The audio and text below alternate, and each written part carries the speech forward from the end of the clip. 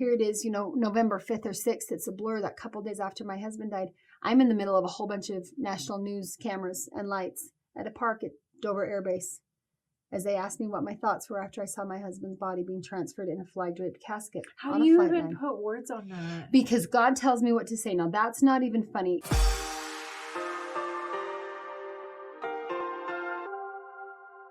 Hello and welcome to The Middle. I am Ganel-Lyn, your host. Thank you for liking and subscribing and joining us here on this show. We have such wonderful conversations on the yellow couch, and you are in for a treat. My dear friend Jennie Taylor is here. I love and you. The pre-show is like always where I'm thinking the camera should roll because we just go there really, really, really fast. And we just connect. Yes. Like heart to heart. From soul the to minute soul. we met. Yeah. It's been that way. So introduce for those that don't know your beauty and fabulousness. So I'm a Utah girl. I'm from small town Utah, and I thought this is the last place I would ever end up. Oh. And yet here I am because I thought, I had bigger dreams and bigger places and goals to get out of here. So graduated high school, went to college, lived in Europe for a summer, served a church mission in South America. I was destined for just somewhere else, maybe. Met my husband on a blind date. He and I talked a lot about his desire to serve in the Army. We were both really patriotic. I was an American history teacher. That was my major in college. And so we decided he would join. We got engaged. We got married, living the dream. And then he shipped out to boot camp. We spent our first married year with him gone and me here teaching in Utah. And then when he got back, we had our first baby. We're getting ready to, kind of get our life going and big plans for maybe we'll live in DC or Boston would be nice or just somewhere besides here. And he got deployed. His first deployment he went on, we had our two little babies, 20 months and 3 months. And so it made sense at that time that I moved back closer to home, rented an apartment in my hometown because I had two babies. At the time I wasn't working. He was deployed. It was a year. I'd live close to grandma and grandpa kind of have thing. help. Well, famous last words, we never left. So at the end of my husband's second deployment, he got hired by the FBI in DC, went to live out there. We found a house. The house hadn't closed yet. The first couple of weeks he was there. Then he called me one day and said, I think we should stay in Utah. Wait, I didn't know yeah, this part of it's the true. story. It's true. We had money on a house. We had the moving truck scheduled. He was there starting the job, and I was back with the babies waiting for the house to close. And so that was early 2009. And did I mention I was also pregnant with third baby because all of our babies are spaced by deployments. Fun fact. So it just is what it is. You can do the math. It is what it is. And so we, he did those 2 deployments. He let the FBI know he just felt like he needed to take a different path. And I'll admit it was shocking to me. It was like, whoa, you're crazy. And yet we had the kind of relationship even from early on that I knew when he got that crazy, it was deeper. It was deeper. It wasn't just a vain dream or ambition. I feel it was God guiding us. And so I just laughed at him. I said, you're either visionary or nuts. And I guess if you're nuts and I go with you, then I'm more nuts. So I'm going with visionary. Lehi and Sarah. Yeah, here we are.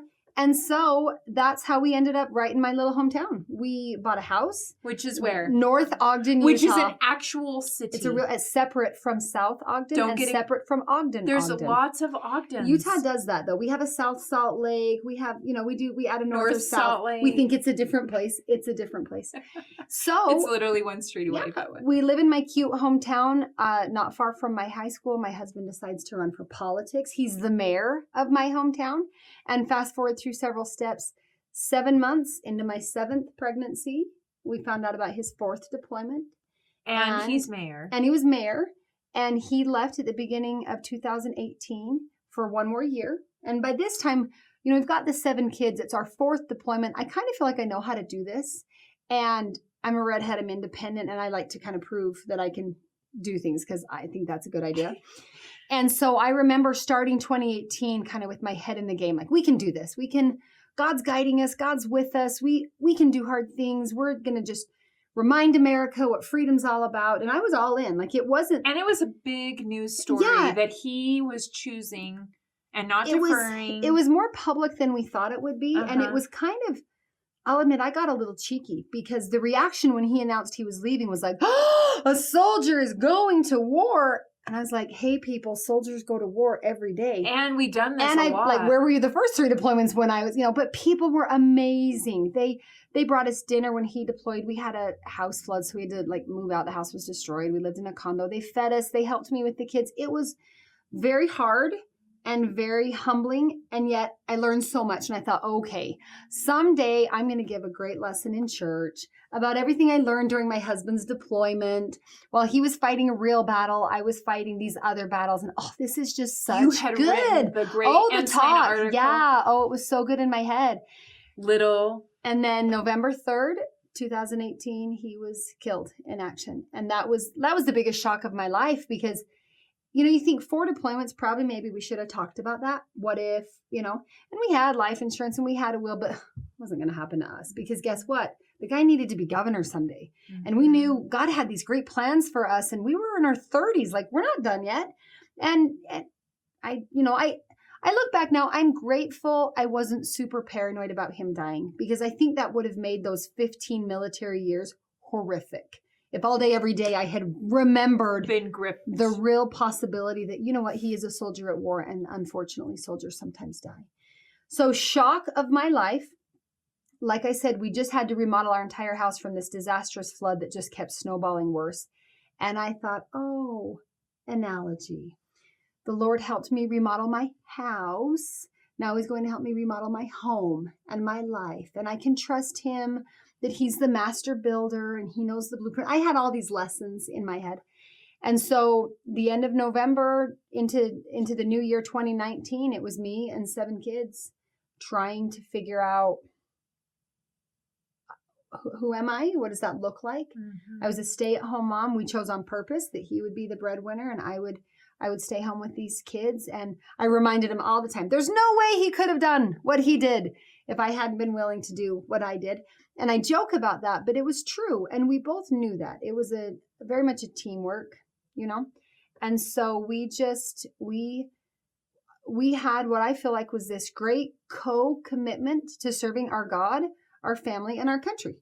And I always thought it'd be like, I'd be such a good bishop's wife. Wouldn't I be a good bishop's wife? Could you see me as the pastor's wife or whatever? Like, so good. Bishop's wife. And I remember early on in my younger years, I served, like I said, a church mission. And I remember making a very conscious promise to God that no matter who my future husband was, didn't know him yet, no matter what God needed him to do, had no idea what it would be yet, I promised God I would never get in the way of my future husband's work. Because I believe we all have like a life mission, a work to do outside of our job or our paycheck. Like you're very mission driven. Mm-hmm. And I just remember being so sure I would be so supportive of my husband's life mission. And, shortly after he died, those words echo, echo, echo, echo. And I remember one day being very sad and heartbroken, but also quite content to say that's a promise I kept. Mm-hmm. I never got in the way of what he needed. I didn't know God would need him to die for my country, let's be honest. And I'm glad I didn't know yet, because what if you really knew what your life mission was from day one? That'd be too much. And yet I could say, as imperfect as we are and as many mistakes as I'm sure we made along the way, we both kept kind of our real core goals and values in sight. And that's how we made our decisions. Now, those decisions led to a path I never would have taken. Over the last few years, I've watched you from the moment the news broke that your husband had been killed. It was obvious that the Lord had prepared you. And I know that inside that's not always what it feels like. And there were so many layers to what was happening, right? You're watching your children grieve. You're watching a community grieve. Then the nation's involved because you're getting national headline. And it was almost like, I think, for me, one of the top stories of God prepares those he's called. And you were that person. The moment you had to speak, I thought, wait, has she been prepped? Because how is she doing this? How is she talking this way and so articulate about these experiences? Share a little snippet of, since that day, what that middle has been like for you as you've navigated this whole new world. Yeah. So have you ever seen the show Quantum Leap in the 90s? And so this guy would kind of quantum leap, time travel from one crisis to another. And he'd be there long enough to kind of feel like he figured the situation out and catch his breath. And then he'd jump to another crisis situation. And I feel a lot, that's what life is like. Not just mine, but I think a lot of us, we're We're in the middle. I love that you call it the middle. We're in the middle of the crisis of starting a career, the crisis of having children, not being able to have children, the crisis of having so many children, I can't keep up with the children, whatever our middle is. And then we kind of start to navigate it. We're like, okay, maybe, I'm feeling like I've got a groove. And then what happens? It all goes up in smoke and you start over and over and over. So we've had great opportunities. We've attended some great military events. We've been to Fort Bragg. We've been to the White House with the president for a ceremony for Memorial Day. We've been to Arlington. I've heard taps way too many times. Like that to me is a trigger. I'm not going to lie. Oh, yeah. I love it. It's beautiful. Fire the 21 gun salute. And then I know taps is coming. And it's triggered. And I just have to remember, you talked about kind of the national nature of this, where my husband was a soldier. I'm an American history teacher. Long before I ever loved my soldier, I loved our military. I appreciated those through, generations that have fought and died for us.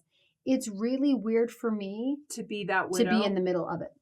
Because I've watched it, I've supported it, I've celebrated it, I've honored it. I've made sure my kids know what that holiday's really about or who that neighbor is that lost someone. And then you talk about being in the middle.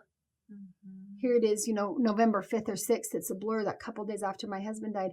I'm in the middle of a whole bunch of national news cameras and lights at a park at Dover Air Base as they asked me what my thoughts were after I saw my husband's body being transferred in a flag-draped casket. How do you even put words on that? Because God tells me what to say. Now, that's not even funny. No, I get that. Okay, you get that because you do that all the time. I totally get that. So I am not a public speaker. Which you are. Well, but I mean, professionally. I saw a recent post of hers. Okay, let's back up. I got a little crazy in her business because she literally, I'm not kidding. I have felt like I feel like God calls, he qualifies. Yes, I've been you called are to so that. qualified. But what I mean is I've never taken like a class or a course, or I've never really been coached. Here's how we do it. And I never really sought to be that. Like I want to be a teacher. So I guess I knew how to talk to groups of people. And I have passion, like I'm not going to lie. But that first day was really the middle of the night. Brent's body was transferred at like 3 a.m. And I knew that we'd be going to meet the media at 6 a.m. And so between about midnight and 3, I sat down at my laptop in a dark hotel room. My 2 oldest boys were with me. So they would have been 10 and 12 at the time, and maybe 9 and 11. And they're in the room. They're asleep for a few hours before we have to wake up to go get Dad.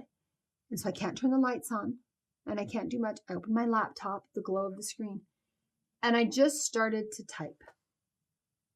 And then I looked at some of my husband's Facebook posts, and I prayed. And I thought, and it was as if I was in the middle of Brent and God and the national media. And Brent and God said, here's what you say, because it was important to me, and I know it would be important to Brent, to communicate to the nation what an honor it is to serve our country. Like that's not just a trite line. Nothing overwhelms me more than to think I'm a Gold Star widow. Nothing overwhelms me more to think my husband's one of those whose names is on that wall. Like that has meant so much to me for 40 years. I can't imagine being in the middle of that.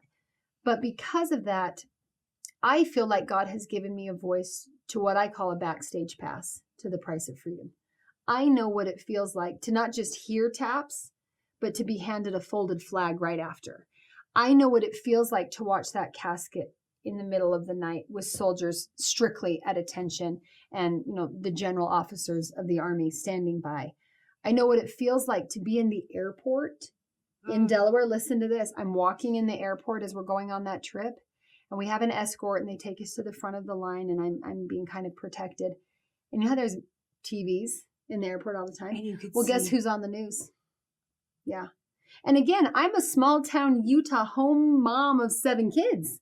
Like I've always been busy and involved. Nobody's going to ever question that. I was in all the clubs in high school and I was PTA, but I jumped into the middle of a spotlight. This very big message. Yes.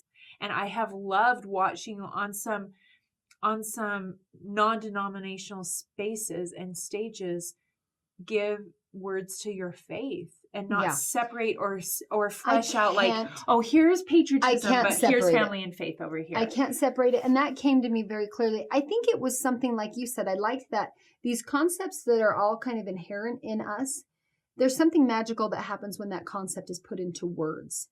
And I remember shortly after Brent died, the words came to my mind that for Brent Taylor, which really means for our family, because he and I really did share these convictions.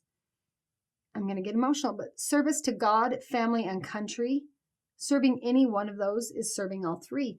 And it's like a light bulb went on. It is. That was Brent's life. So when he was really busy with politics or really busy at a church calling or really busy at military, that was serving our family. And if he was busy with our kids or changing diapers or playing, that was bettering our country and our community. And if all of the sudden, I realized there's no compartmentalization. Yep. We're in the middle of what matters most to us. And that's where I can say I have massive heartache. I do not regret. I do not regret that commitment I made as a young girl. I don't regret loving my soldier. I don't regret saying, get on that plane and get over there. The country needs you. Afghanistan needs you. Of course, we need him. So now I'm in the middle of so many thoughts and experiences that used to be in a textbook or they used to be in a movie. And you know, these past few months, as my head clears a little more, you know, the first year is just a total fog. Right.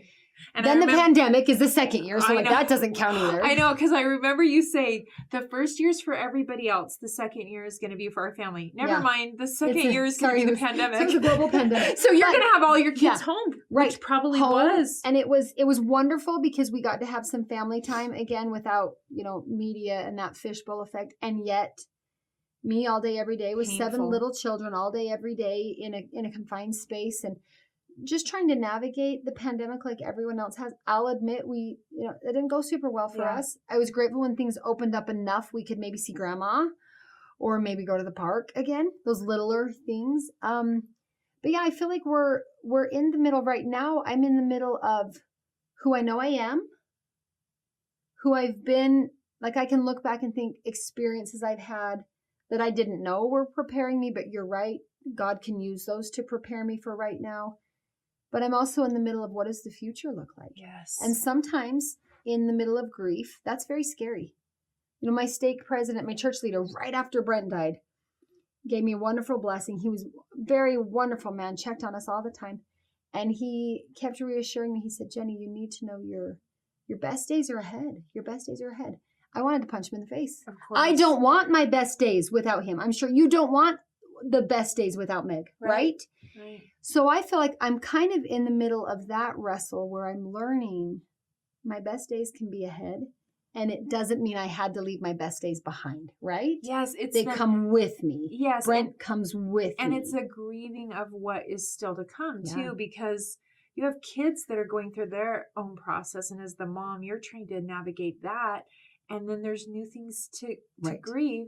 And then realize that there is hope for healing and there is a future. Right. Whatever that looks like. And you want it to be a good future. And the last thing my husband would want would be for his dedication to God and our country to completely destroy our children.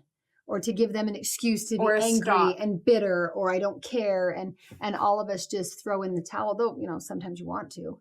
You know, I've told you jokingly he's getting ready for a really good date. Yeah, and that mansion on the other side better be pretty awesome. Right. So what does manna look like now? How have you had? So that's such a good question, because if I really am being honest, that manna hasn't changed. The manna that got me through my 7 kids deployment, everything. I am a busy person. I like to be busy. I have a harder time saying no, and so I'm always doing a lot of things. And that's just my personality. But I really never get anything done. Let's be honest. You probably feel the same way. Like, I will run around all day, and there's a book order, and there's homework, and we got to get to, you know, basketball practice, and I signed up to speak, and I was supposed to bring dinner, and, you know, all those things. And so there's you're still signing up to bring dinner DoorDash. to people? It's so great. I can DoorDash dinner to the missionaries. I did.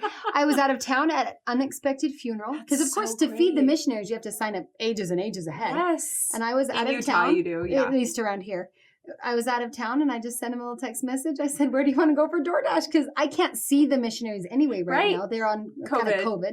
I just need to drop off food. Well, DoorDash can. Anyway, my point is, my life. There's very little I get done on a daily basis. But for the better part of my young adult and adult life, I have done 3 things every single day. Okay, so I make my bed. Same. Which is funny because my house is a mess and there's Legos and like there might be dishes. But your bed my is bed made. is made. It might also be covered in laundry on top of the blankets, but the blankets are made. I read my Book of Mormon every day. Like I am a little bit maybe even neurotic about that. Same. Very selfish about my time with those scriptures where if I wake up late and it's like leave the house with wet hair or be able to read my scriptures first thing, I'm going to read my scriptures first thing. Now that doesn't mean it's always high quality. You know, Or sometimes the kids are climbing all over and but I'm like, guys, I'm reading my scriptures. You know, I read my scriptures every day. And then most days, aside from usually weekends get a little bit hairy, but I go to my local gym and don't be super impressed because I'm talking like I might jog a mile and 20 minutes on the elliptical, but I go early in the morning. And when I missed that, like on COVID, I couldn't go to the gym, or then I later got COVID after the big quarantine. I ended up getting it and couldn't go. And, or when he was deployed and I've got all these babies and there's no way you can just leave in the middle of the morning or early morning. I feel my physical body is so tied to my emotional sanity that I'm not like worried about what size is my swimming suit or do I have any muscle? No, I don't. But it's mostly kind of how I wake up and kind of clear my head. And I feel like I'm almost Rocky, like, okay, now I'm going to go back in the doors of my house and take on the day. And so those three things, I read my scriptures, make my bed every day. I'm probably at the gym a good 5 days a week, but we're talking like 40 minutes. I mean, again, don't be impressed. This is exactly what is that you? Exactly. Yeah. And I accomplish hardly any sweat when I work out. I watch a lot of Netflix. Oh, perfect. Yeah. I'm like, on the elliptical. If you get a text or a Facebook from me at 5 or 6 a.m., exactly I'm at the gym. Same. Yeah. And it's really because of my chronic illness. If I don't move my body, get your body going, the joints will stop literally working. And I love your awareness that is the oxygen you need. And I think I've become more aware. I've always been kind of OCD about it because I'm kind of OCD, but I've really come to realize it's my mental health at stake. It's really not my physical health as much. I come from a family where like most families, we have mental illness. My dad died by suicide after years and years of depression. We've got drug and alcohol history in our family on both sides. And so for me, if I miss a few days or a certain amount of time, I will start to feel I'm very irritable at everything. Well, you can't be very irritable at everything when you're a single widowed mom of 7 kids. Like, you just can't. It's not allowed, right? And so I call it stress perspective. We'll talk about that another day. I want to develop that concept. I can handle my stress better when I've had those few minutes in the morning to kind of move my body.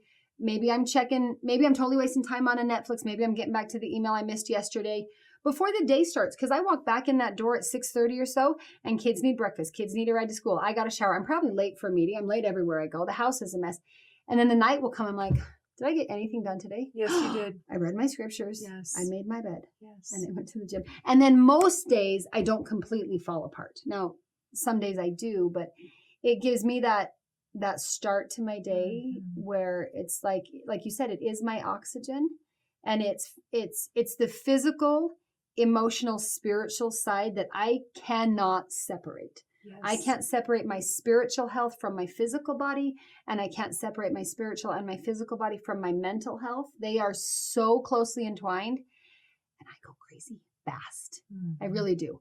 Thank you so much for joining us. I hope, especially if you know a military family, is it a triggering story to share with wives that have husbands that haven't died or husbands that have wives deployed? I kind of joke that I'm like probably the best poster child for what might go wrong, but I'm also the best poster child for why it really matters. Yes. So yes. Probably Okay. A little So both. share. Probably so share. A little of both.